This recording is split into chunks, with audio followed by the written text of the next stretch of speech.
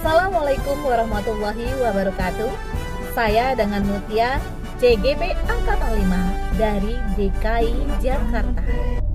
Terkait tugas calon guru penggerak saya untuk mewawancarai Bapak tentang keputusan kepemimpinan Pak. Terkait Bapak selama ini sebagai kepala sekolah, ketika mengambil keputusan dalam atas permasalahan atau atas kasus-kasus, bagaimana Bapak mengidentifikasinya Pak, sehingga Bapak dapat membuat keputusan tersebut? Yang saya lakukan ya, pertama tentunya mengumpulkan data dan fakta di lapangan. Nah, kemudian juga melakukan pengujian benar atau salah ini permasalahan yang ada ini. Langkah atau prosedur seperti apa yang biasa Bapak lakukan selama ini? Kumpulkan fakta-fakta dulu atau data-data, kemudian juga menentukan siapa saja yang terlibat di dalam permasalahan ini, atau melakukan uji kebenaran apakah permasalahan nanti yang akan saya putuskan itu sudah sesuai dengan regulasi yang ada, dan juga mempertimbangkan faktor-faktor tadi, keadilan maupun kepentingan yang lebih besar dan dalam jangka yang lebih panjang. Setelah mempertimbangkan dari berbagai faktor tadi, saya harus berani mengambil suatu keputusan. Kemudian saya melakukan refleksi bagaimana dampak dari keputusan ini yang nanti menjadi catatan bagi kami. Seandainya ada permasalahan yang sama, paling tidak kita bisa menggunakan atau berpedoman pada suatu keputusan yang pernah kita ambil.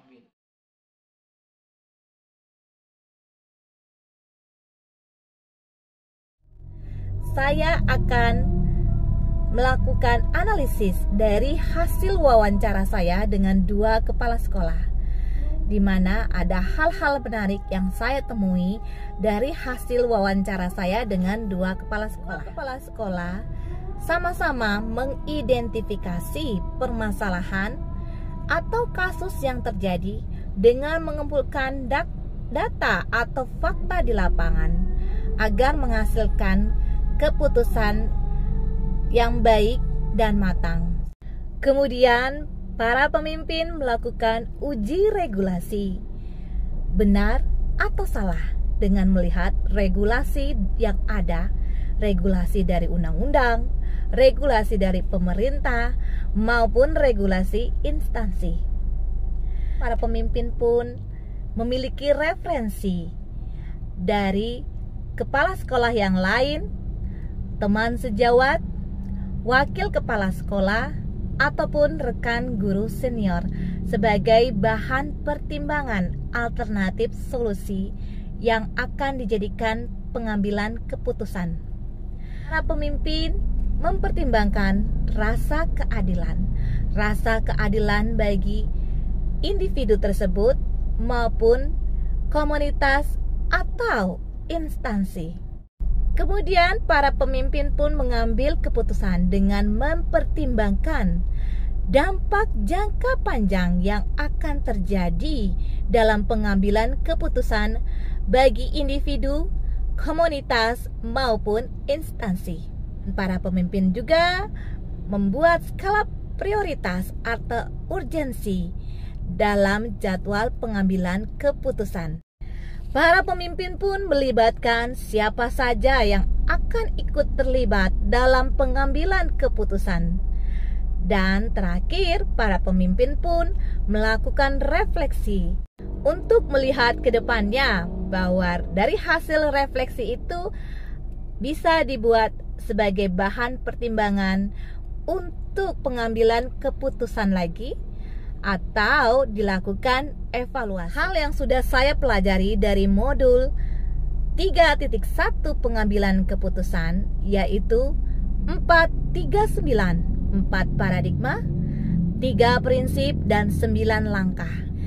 4 paradigma yang saya pelajari dari modul individual vs community, justice vs mercy, truth vs loyalty, and short term vs long term.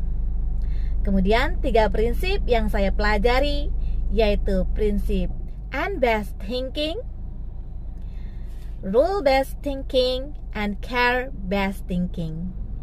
Dan 9 langkah yang saya pelajari dimulai dari yang pertama adalah nilai kebajikan apa. Yang kedua adalah siapa saja yang terlibat. Ketiga, fakta relevan yang terjadi di lapangan. Kemudian keempat, melakukan uji benar salah, yaitu uji legal, uji regulasi, uji intuisi, uji publik, kemudian panutan atau idola. Menggunakan 4 paradigma dan 3 prinsip. Investigasi trilema, keputusan apa yang akan diambil, dan terakhir adalah hasil refleksi terhadap keputusan tersebut. Dari modul yang saya pelajari,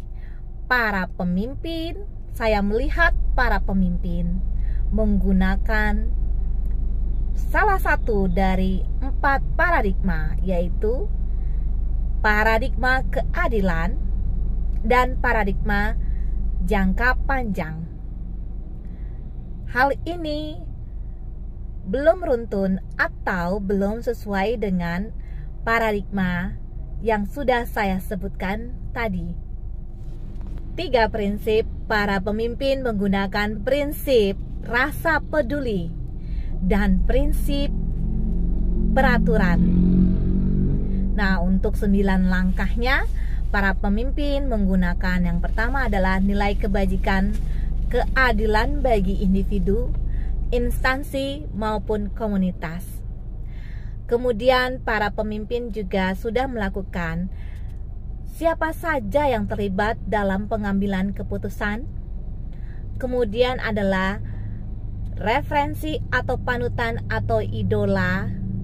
Dan yang terakhir adalah refleksi.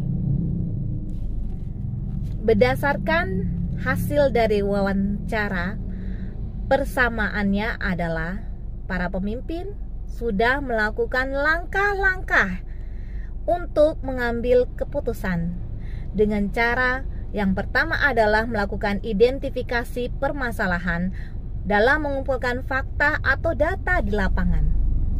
Kemudian para pemimpin pun melibatkan orang banyak untuk pengambilan keputusan.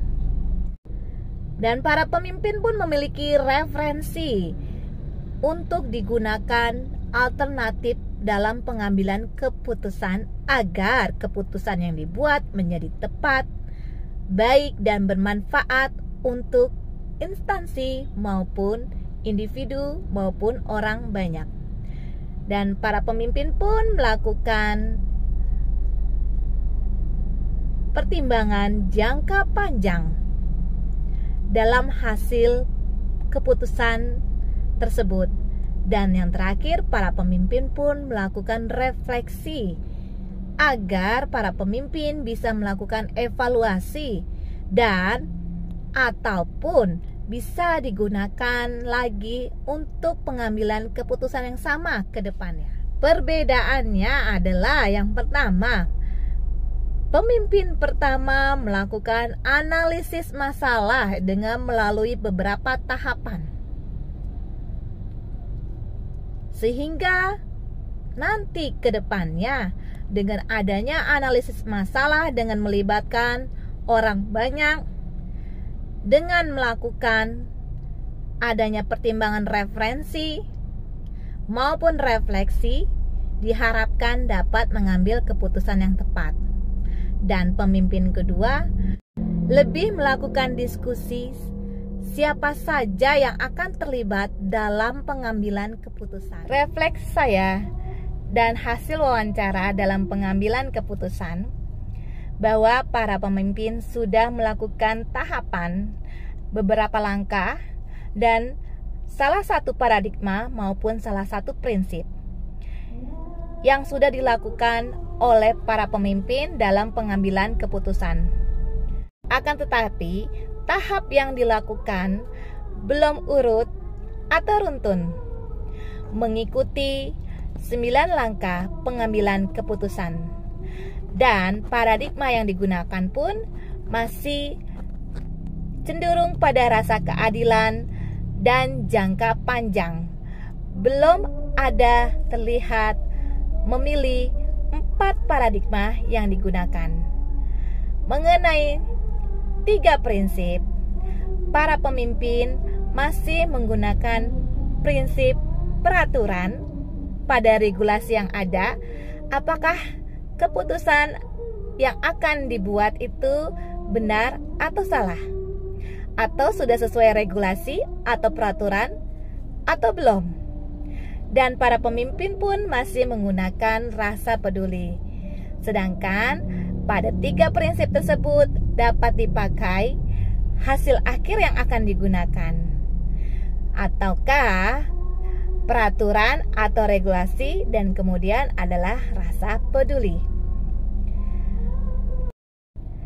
Melihat dari langkah-langkah yang digunakan oleh para pemimpin, saya sebagai pemimpin pembelajaran ke depannya akan melakukan 9 langkah dan menggunakan 4 paradigma dan 3 prinsip yang akan saya terapkan dalam pengambilan keputusan. Dan saya pun akan membantu siswa atau murid maupun rekan sejawat dalam pengambilan keputusan menggunakan 439. 4 paradigma, 3 prinsip, dan 9 langkah dalam penerapan pengambilan keputusan.